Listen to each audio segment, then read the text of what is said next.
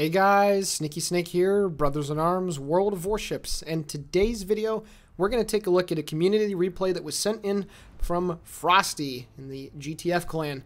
He's playing in the Harugumo, the tier 10 Japanese DD, and he's divisioned up with a couple other of his friends in GTF, and they're playing in the Worcester and the Hindenburg respectively, the tier 10 American light cruiser and German heavy cruiser, and they're playing some domination here on the map Shatter.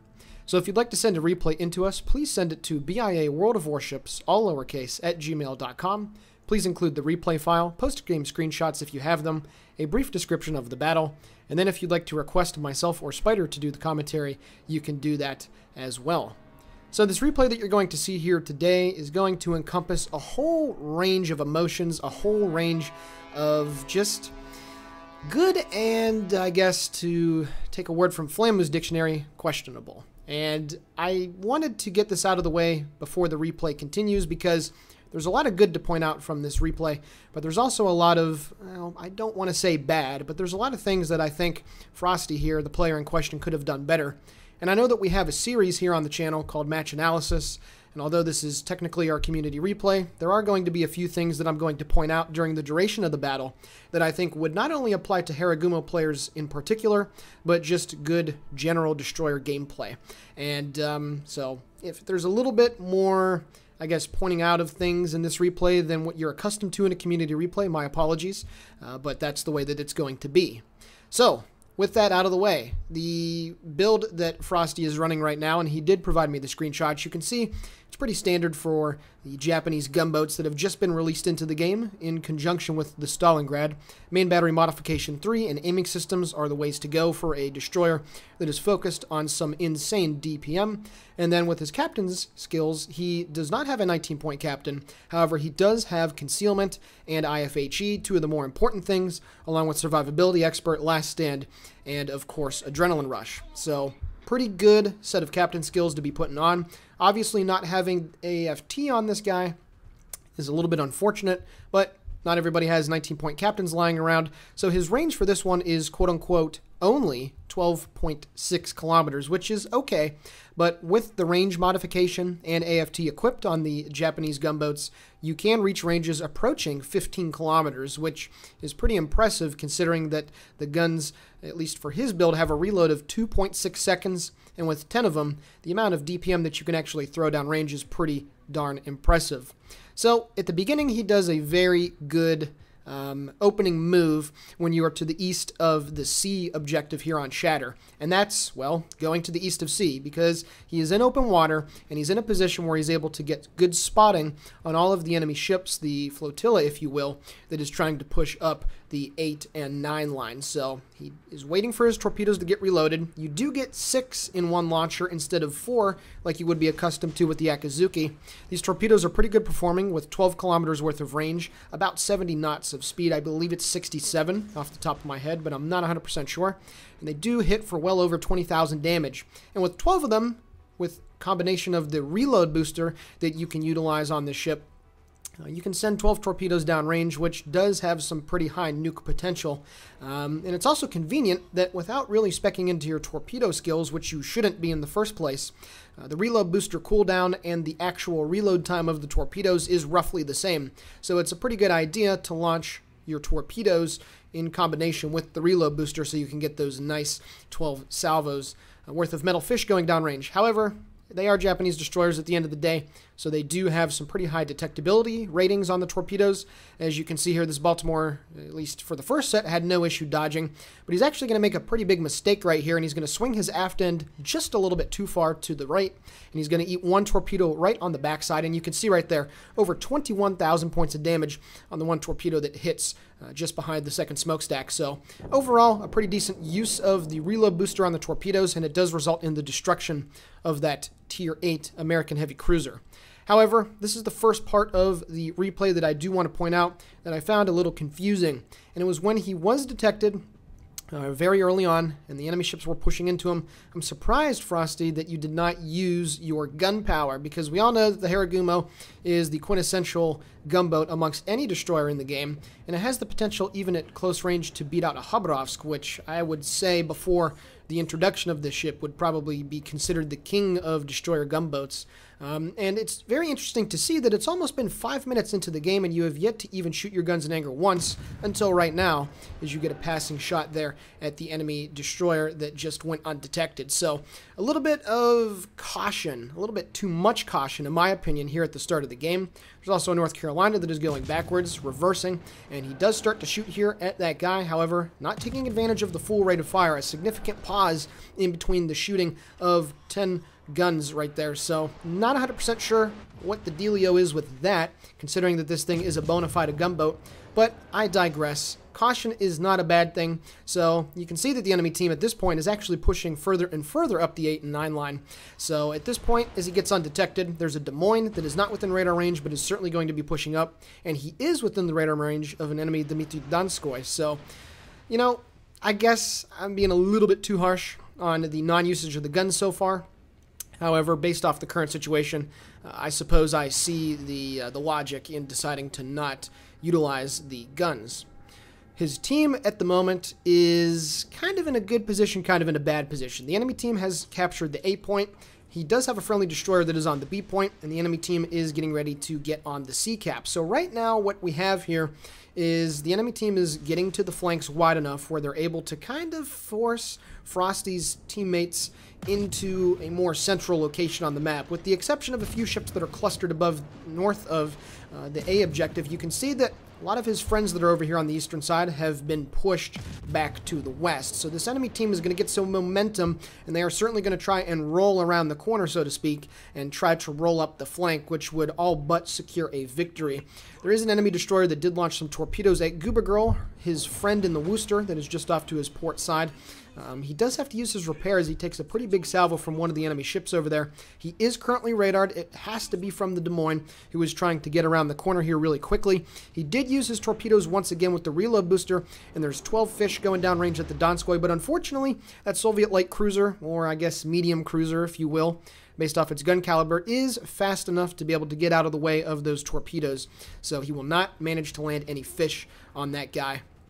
However, you can see that there has been a nice opportunity provided. There's 2 low-health enemy destroyers around the corner, and with the enemy ships that are just to the east following in hot pursuit, this is actually a really good play right here, and he's going to get the drop on 2 of these enemy DDs, and this is where the DPM of the Harugumo really takes center stage. You can see here as we go to the free cam, just look at the rate of fire here. This Harugumo, there is absolutely no way that he's going to be able to get out of dodge.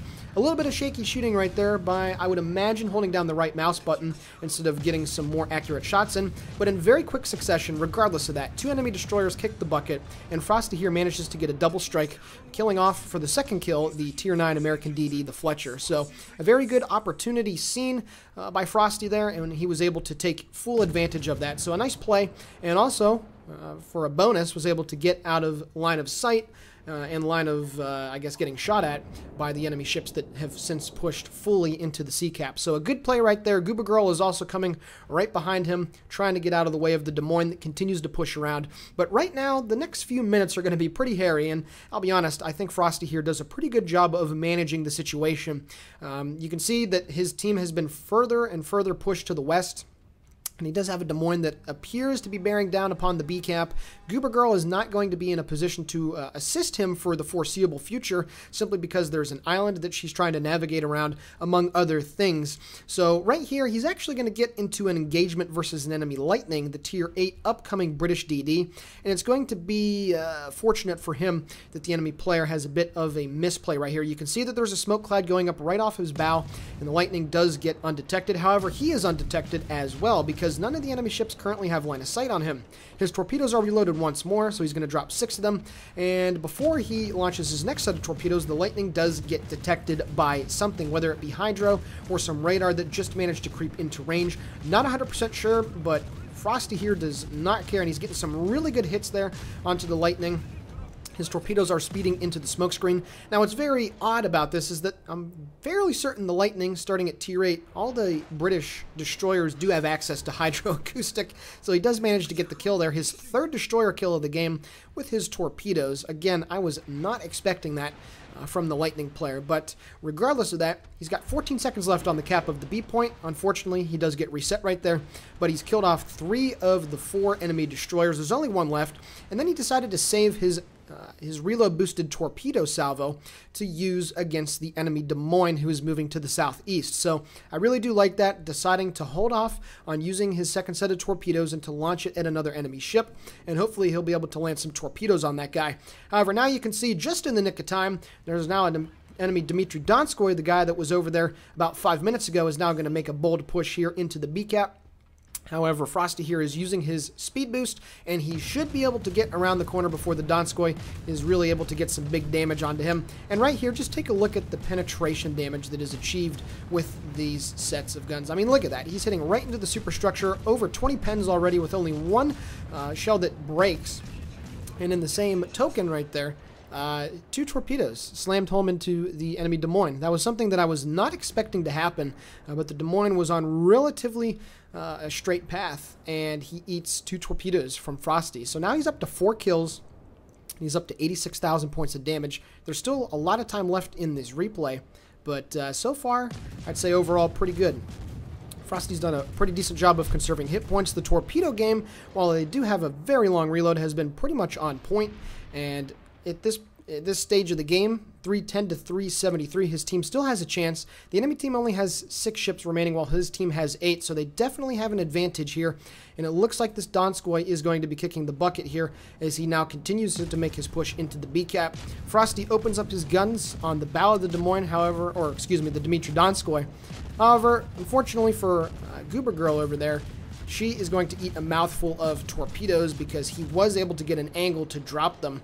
And very unfortunately, Frosty's going to lose his second teammate now. So it's all up to him in the division. And now the plays that he is going to make for the rest of the game is going to have a very large effect on whether this is going to be a win or a loss. So we'll see what happens here. The Donskoy is down to 2,000 HP. Frosty is getting ready to try and secure this kill. And he does have the Yamamoto captain in, which is a very important thing, because as he's about ready to get this 5th frag, there are a few bonuses that you get getting the Kraken Unleashed. The first of which, as you can see, he's going to get a lot of hit points back, but also you get a very significant reload buff on the guns as well. And with a Harugumo that already has a reload of 2.6 seconds with main battery mod 3, the reload is now going to be kicked into 5th gear as he's getting ready to utilize this firepower against an enemy Des Moines who is currently backing up about 7 kilometers off of his port side. And when this guy gets back around the corner enough for Frosty to be able to utilize his gun power, well, yeah, this is absolutely insane. 1.4 second reload. Yep, it's so glorious to listen to. He picks up the Confederate and, oh, what's that? Let me look at my phone here. That was 20 seconds maybe? Des Moines on 13,000 hit points gets taken care of by just the raw gunpowder alone. And that was absolutely ridiculous. I've seen some crazy things with the Yamamoto captains in Zhao's and in Yamato's, but putting that guy in this ship is a no-brainer, and with a 1.4 second reload that he has currently, yeah. The penetration on this thing, I know I've talked about it before. I don't remember which video, but I don't think a destroyer should have this much firepower. Just look at that poor North Carolina now. I mean, this is so dumb. This is literally a river of high explosive. The guns are shooting so fast that, like, it doesn't matter that it has a low fire chance. It doesn't matter that the alpha, the HE alpha damage per shell is low. It just does not matter. Being able to penetrate all of this armor with pretty much relative ease is just, this is where this thing is absolutely insane. And, you know, so far 120,000 damage, 6 kills, just absolutely just killing it. Ah, did you like my pun there? Just killing it. His team has brought the scores back quite a bit. It's 311 to 444 now. They do have 5 ships left while the enemy team only has 3. And at the moment, it appears that they are in a much better position. Frosty is now going to go get on the C-cap.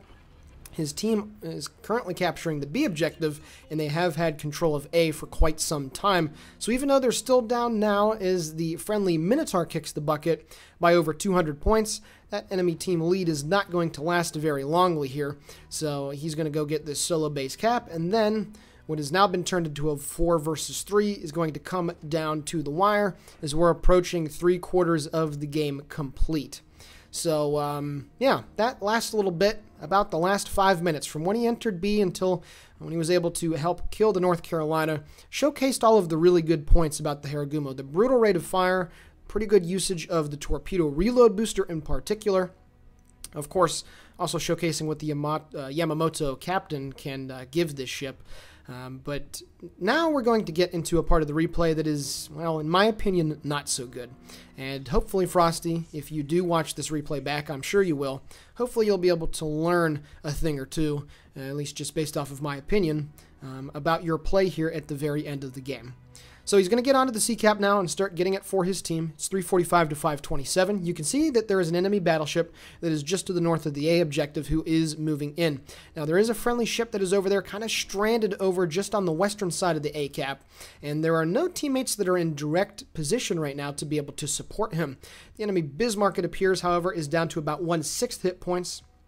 So, shouldn't have any trouble getting that kill on that guy, and we're going to see if that actually is the case. Unfortunately, the enemy Harugumo manages to get the torpedo strike on the friendly North Carolina that was over there west of A. So now the enemy team is going to be able to get onto the A cap here in due course. And it's not looking as good as it was a couple minutes ago for Frosty's team. Now the scores have been evened to 3 versus 3. And of course, just looking at the minimap based off of where his friends are positioned, the enemy team, of course, now has to make a push for the B objective after they get A. So, you know, Frosty here, after he gets the solo base cap, is going to go over to the right place, the right position that he needs to be in to hopefully get or help contribute to the last 2 kills on the enemy team. And we're going to see if that's the case. Now, there is a friendly Yamato that is in the B cap currently at about 5/6 HP. He is very healthy, and that is going to potentially provide his team with the winning trump card here for this match. It appears that the enemy Harugumo does get on the A cap right now. However, if nobody dies for the rest of the game on either team, Frosty's team is going to win on points because, of course, the enemy really does need to get something on the B cap to slow down the points gain that Frosty's team is currently getting. So at this point, I'm not 100% sure what his friendly Tirpitz is doing just to the northwest of the B cap. He was down to a significantly low amount of hit points, but for some reason, he's kind of pushing off all on his own. Now, this is no fault of Frosty's, but it's something that I do want to point out. At the end of the game, what you really need to do, Cyclone or not, you really do need to kind of ball up with your remaining teammates and make pushes or make plays together, because it'll, at the very least, give the enemy team multiple ships to shoot at instead of being able to focus, you know, a ship down one by one. And unfortunately, that Tirpitz is going to be caught out of position and is going to be killed away from Frosty and his friendly Yamato. They do have the lead right now, 523 to 516, and it is going to increase here ever more as we're winding down to the last couple minutes of the game. So why that enemy Tirpitz is moving in to that location, I'm just not 100% sure. You can see that the Worcester on the enemy team is making a beeline due north up the 2 line to try and get into a position to utilize his firepower on that guy. And I'm just not 100% sure what his logic or line of thinking was there. I don't get why he just did not converge on the B cap. If you are the low health ship, that's the very last thing that you want to do, is try and break away from the main body of your fleet. You want to be in the back, in the ball of whatever teammates are left, so to speak.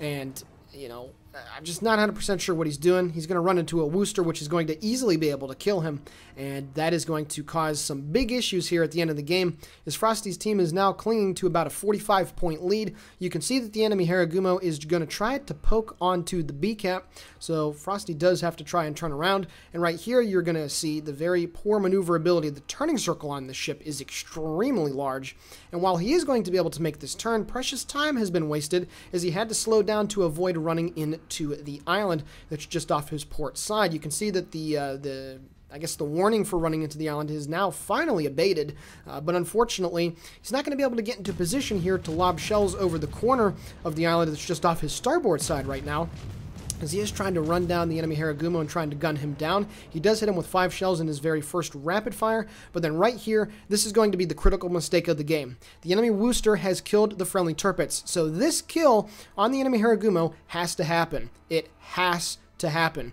He's going to go around the corner. They're both going to spot each other, but he's only going to utilize his 2 front guns. The Harugumo has the most DPM of any DD in the game, and right now he is literally cutting off 60% of his firepower because he's worried about getting hit by torpedoes. Trying to go bow into torpedoes is admirable, but he still eats one on the nose, and then he uses the right mouse button to not shoot more accurately than he could have, just trying to, I don't know, not really aim properly, and unfortunately the time is going to end, and that will be a loss. Alrighty guys, taking a look now at the post-battle results. 127,000 points of damage with a whole lot of shell hits and 4 torpedoes. He sank half of the enemy team. He picked up a solo base cap, double strike, Kraken, Confederate. It was a fantastic game statistically, and looking at the team score as well, he finished easily tops on the board, again killing half of the enemy team. He had well over 2,000 base experience in this defeat, but unfortunately it was a loss. And at the end of the day, through all the good and all the bad, the decision to not try and utilize all of his firepower at the end of the game was a very, very costly mistake. And it's one that's a very big head scratcher. Because the Wooster killed the Tirpitz, that was a kill that had to happen. Regardless if he dies or not, that frag had to be made. Because if it was made, at least temporarily, his team would have regained the lead. Now, if he does open up his broadside to utilize his entire bit of firepower and he dies from torpedoes, well, that's a calculated risk that you have to make. And quite frankly, that's where a lot of the player base is separated. Are you comfortable enough with making a calculated decision where, well, maybe the risk is a lot more than you'd like it to be? And clearly right there, the wrong decision was made, and it did end up costing his team the victory. Now, I'm not pointing fingers and saying that it's his, he was the reason why they lost the game. He was the reason why his team was in the first place. They were in it in the first place. But at the end of the game, when the chips are down and the stress is going up, yes, it is a video game, but, that was a pretty intense game. He made the wrong play, and it did end up costing his team the victory. However, still a very good performance. Not the highest amount of damage that you'll see on a Harugumo, but certainly a pretty decent stat line. And regardless of the result, thank you for sending in this replay. I did enjoy commentating on it as much as any other community replay that we have. And once again, thank you for taking the time to email us your gameplay. With that being said, this is the Sneaky Snake for BIA World of Warships signing off. Please consider giving the video a like, commenting on it, sharing it with your friends, whatever you want to do. Thank you for the support that you give us, and have a great day.